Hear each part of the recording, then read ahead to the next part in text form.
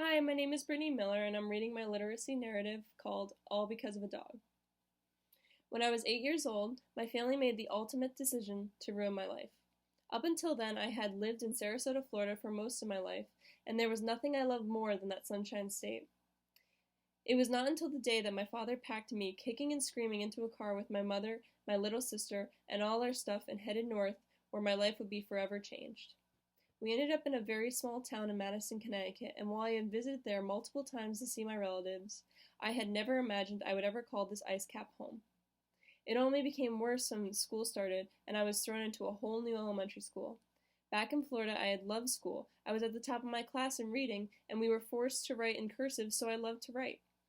Connecticut was a whole other story, and I was learning fast that my love for words would be a challenge here. A few days into school, I was pulled aside and told that I was not an efficient reader.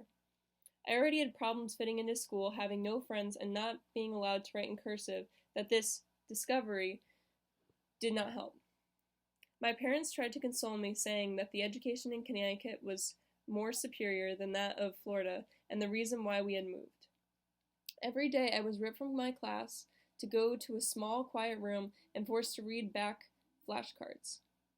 They weren't even complicated words that I had a hard time with, like car and dog. I had to read the words, spell them out, sound them out, and then write them down in regular print. The kids in my class only thought of me as that weird kid that had to leave all the time for the special help reading group. I hated it so much that I would go to the nurse constantly, pretending I was dying of some contagious disease to avoid ever having to go to my reading group. My teacher, Mrs. Krause, saw that I was having a really hard time acclimating not only to my new school, but with the reading help group, and decided to help me out a little bit.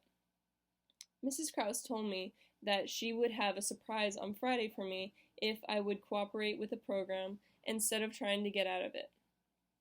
After being called out of class on one Friday afternoon, I was greeted at the door with the absolute last thing I would have ever expected: a dog.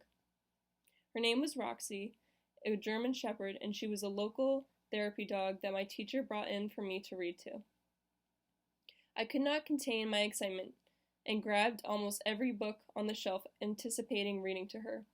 My teacher led me over to a little circle rug on the floor, and I sat down as Roxy followed.